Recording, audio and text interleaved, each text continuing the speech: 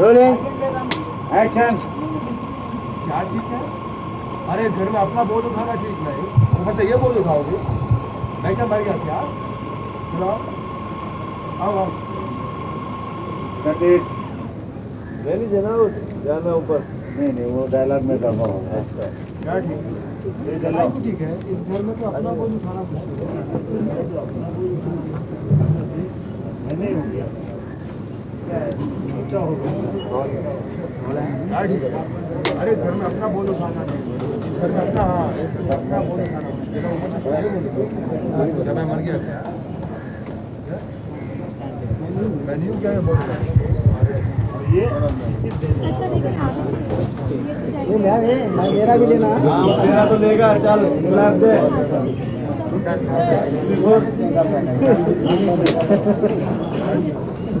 अरे इस घर में अपना बोझ उठाना पहले क्लब मारना उसी मैं बोलता हूँ। फोटो टीवी में दे।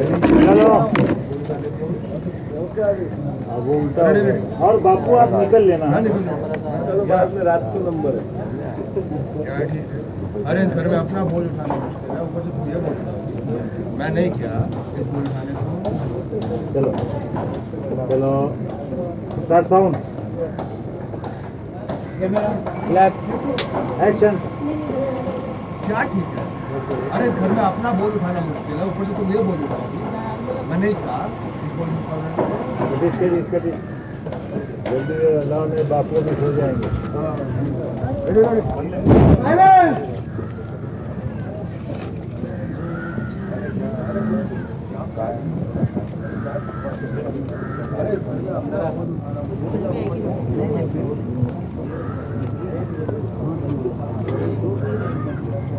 अरे, अरे, आओ चेंज कर ले। चलो जल्दी यार। घर में अपना बोझ- इस घर में अपना बोझ हाँ उठाना मुश्किल चलिए है। रेडी? एक मिनट चेक करें। Start sound action. क्या ठीक है? इस घर में अपना बोझ उठाना मुश्किल है और तुम ये बोझ उठाओगे? मैं नहीं कहा तो बोझ को उठाने को। हाँ ये एग्जिट लीजिए। Cut it. आज अक्रम बापू का क्लोज इधर। हाँ और ये या बापू का जाने का ये ले लो, फिर क्लोज ले लो। बापू का कौन सा close? if she doesn't bring the required dowry, how she's ill-treated by in-laws. It revolves around that.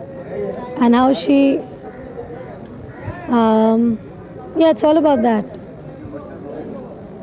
My role is of this girl who before marriage dreams, not dreams exactly, it's like a character of any other girl from this country, who before getting married, she thinks that she's going to have a beautiful home.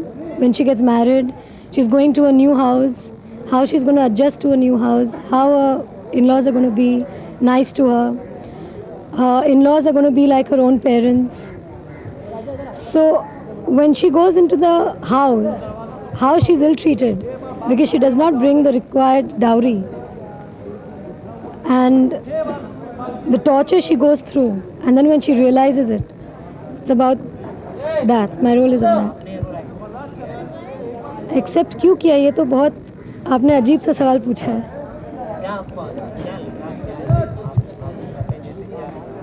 करने जैसे तो ये है कि जो हमारी जो population है इंडिया में, ज़्यादातर आजकल आप देखते होंगे पेपर में कि how many girls are dying and you know they committing suicide because of this problem, because of dowry problem.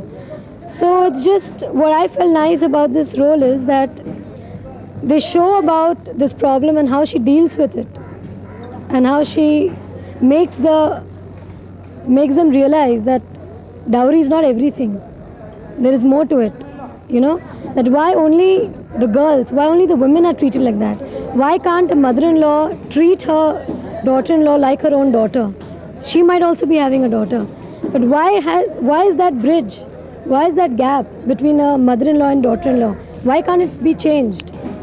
Why can't a mother-in-law see the daughter-in-law like her own daughter? and and it's like high time people change. It's like, what is there in dowry? It's like, why is this? So what I liked about the script was that how she makes them realize that this is not the end of it. There's more to it, just not the dowry.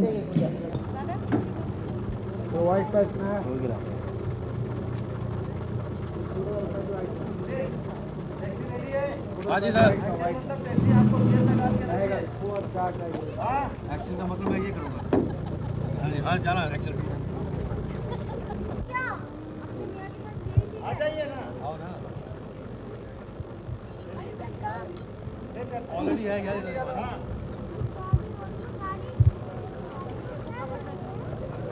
हाँ जी action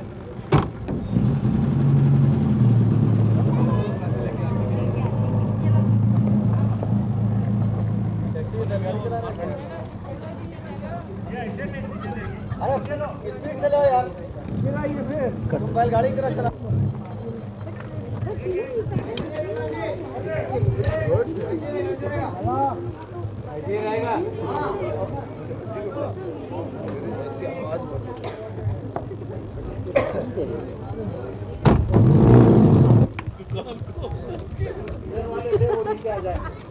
आप आ जाइए आइए सब उसका वहाँ खड़े हो जाओ सब लोग हम लोग के लंच ब्रेक हाँ चलो कैमरा लाओ ऐसे जैसे वो आराम से घूम रहे हैं कोई टेंशन नहीं है भाई को मौका मिलना चाहिए अरे यार वो तो एक तो राजा ने दिमाग की मत जरा भी वो रिग्रेट नहीं होता चलिए ये लोग यहाँ टैक्सी में बैठ के वो जा रहे हैं वो उसका लुक और थोड़ा और भी आप लोग बोलो कितना चलो रेडी ठीक है बोलो आप हाँ ऑर्डर लुक लेफ्ट ये टैक्सी का ये ओके हाथ हिला दे नहीं कोई जरूरत नहीं गांव वाले हाथ हाँ जी ऑर्डर ऑर्डर हाँ कैमरा रोलिंग ये देखिए ये देखा और ये टैक्सी गई लंच ब्रेक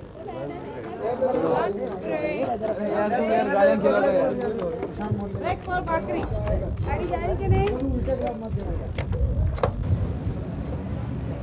फिल्म का नाम जैसे इसका टाइटल मेहंदी है मेहंदी का मतलब होता है एक औरत अच्छे मौके पे हाथ में मेहंदी लगाती है अच्छे फेस्टिवल्स में हाथ में मेहंदी लगाती है या जब उसकी शादी होती है तो हाथ में मेहंदी लगाती है यानी कि मेहंदी बहुत पवित्र माना जाता है इस देश के अंदर हमारी फिल्म की हीरोइन मेहंदी लगाती है उसकी शादी होती है और अक्सर जैसे देखा गया है कि इंडिया के अंदर हिंदुस्तान के अंदर डाउरी सिस्टम औरत को जलाना उसके साथ अत्याचार करना क्योंकि वो दहेज नहीं लेकर आई है या dowry problem so everything is there in this film but हमेशा हमने अपनी औरतों को बड़ा कमज़ोर दिखाया कि उसका हस्बैंड उसको टॉर्चर करता है उसके गले में मंगलसूत्र है और वो मंगलसूत्र को भगवान से ऊंचा समझती है क्योंकि जब तक उसके गले में मंगलसूत्र है उसका जो पति है वो उसकी नज़रों में एक सेफ आदमी है और वो उसकी ज़िंदगी की दुआ करती है कि उसका पति खुश रहे हमेशा मंगलसूत्र का मतलब ये होता है कि वो औरत विवाहित है और अपने पति के लिए हमेशा अच्छी दुआएं करती है लेकिन इस फिल्म के अंदर औरत के ऊपर अत्याचार होता है हमारे हीरोइन के ऊपर उसका पूरा परिवार लड़के का उसके ऊपर अत्याचार करता है यहाँ तक कि उसको घर से निकालते हैं यहाँ तक कि उसको जलाने की कोशिश की जाती है और एक ऐसा मकाम आता है कि वो समझते हैं कि उस लड़की को उन्होंने मार दिया ख़त्म कर दिया वही लड़की कहती है कि ये जो मंगलसूत्र है हम लड़कियां पहन के अपने पति की खुशी के लिए दुआएं मांगती हैं आज मैं ये मंगलसूत्र निकालती हूँ और उस पूरे ख़ानदान को एक ऐसा सबक सिखाती हूँ जिससे कि और ख़ानदान ये देख के सबक सीखें कि हमेशा लड़की के ऊपर अत्याचार नहीं किया जा सकता वो पूरे ख़ानदान से बदला लेती है लड़के के माँ के साथ लड़के के बाप के साथ यहाँ तक कि खुद के पति को खुद अपने हाथों से मारती है एंड आई फील कि this is a film which is gonna teach lot of women how to challenge and how to fight with their own rights. अपने राइट्स के लिए वो लड़ेंगी और जो अत्याचार उन पे होता है वो अत्याचार नहीं होने देंगी। अब रहा कि मैं क्या इस फिल्म के अंदर कर रहा हूँ। जब वो पति का गला काट रही है, पति को जान से मार रही है, अपनी सास को जान से मार देती है और जो जो उसको तंग करता है उसके साथ वो बदला लेती है, तो मैं कौन हूँ इस फिल्म के अंदर? पति नहीं हूँ, उसका फादर इन लॉ वो भी नहीं हूँ, उसका बॉयफ्रेंड उसका है ही नहीं इस पिक्चर में। मैं उस परिवार के अंदर जहाँ उसकी शादी होती है उसके फादर इन लॉ के यहाँ काम करता हूँ। हैदराबादी कैरेक्टर हूँ, मुसलमान हूँ और हिंदू परिवार के अंदर, और बोलते हैं कि तू चली जाए घर के अंदर, तेरे लिए कोई जगह नहीं है। जब तक तू अपने घर से पैसा लेके नहीं आएगी, तेरे बाप के पास बहुत पैसा है और वो पैसा जब तक इस घर में नहीं आएगा तू इस घर में मत आना। और जो दूसरा सीन कर रहे थे उसमें पहली मर्तबा लड़के के माँ बाप अपने बेटे को समझाते हैं कि बेटा तू अपनी बहू के साथ, अपनी बीवी के साथ इसके घर जा, 3-4 दिन वहाँ रह के आ, क्योंकि तू वहाँ पे 3-4 दिन रहेगा, जब तू लौट के आएगा तेरे को वहाँ से पैसा और धन दौलत मिलेगी, और अगर नहीं मिले तो थोड़ी सी समस्याएं बताना और वो तेरे को पैसा देंगे, इसलिए जाके अपने बीवी के घर जाके रह। वो सीन कर रहे। कहानी के बारे में मैं ज़्यादा बात करना पसंद नहीं करूँगा, क्योंकि एक तो कहानी जो है वो बहुत पहले बताने का कोई फ़ायदा नहीं है, और कहानी जो है जब तक ठीक से ना बताई जाए तब तक समझ में नहीं आती है। और इतनी देर में शायद मैं आपको, या आप मुझे ना बर्दाश्त कर सकें या मैं आपको शायद टाइम ना दे पाऊँ कि जिसमें पूरी कहानी डिटेल में सुनाऊँ। कहानी अच्छी है, एक फैमिली ड्रामा है। उम्मीद है कि अगर अच्छी बनेगी, अच्छे से बनाई जाएगी तो देखने वालों को पसंद आएगी। मेहंदी जो है वो देखिए क्या है कि मेहंदी जब आप वर्ड यूज़ करते हैं तो वो सीधा जो है ये शादी से कनेक्ट कर लेते हैं कि जब भी किसी लड़की के हाथ में मेहंदी लगती है यानी उसकी शादी हो रही है। तो हमारी फिल्म भी जो है ये शुरू वहाँ से ही होती है जब फिल्म की हीरोइन जो है उसकी शादी हो रही है। अब आपने ऐसा सवाल पूछा कि शायद मुझे 2 जुमले बोलने पड़े कहानी के बारे में, कि हर लड़की जो है वो जब बड़ी होती है तो उसकी शादी होती है, उसके पॉइंट ऑफ व्यू से उसका ये ख्वाब जो है ये सबसे सुनहरा ख्वाब होता है। लेकिन ये ख्वाब जो है कितनी अच्छी तरह जो है पूरा होता है, कभी कभी उसमें ख़राबियाँ आ जाती हैं, कभी वो ख्वाब अधूरे रह जाते हैं, और कुछ चीज़ें जिनके बारे में आदमी ने नहीं सोचा होता है वो हादसे ज़िंदगी में हो जाते हैं, जिसकी वजह से कहानी एक अलग मोड़ ले लेती है। जी हाँ, अपनी जेब को ध्यान में रखा है, जितने पैसे मेरे पास थे उसी हिसाब से मैंने कास्टिंग की है।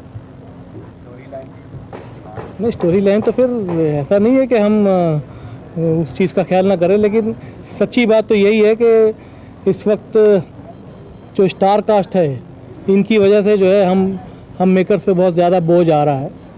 तो उस बोझ को कम करने के लिए मैंने स्टार कास्ट कुछ ऐसी की है जो कहानी के हिसाब से भी सूट कर जाए और फिल्म पे ज़्यादा बोझ ना बने।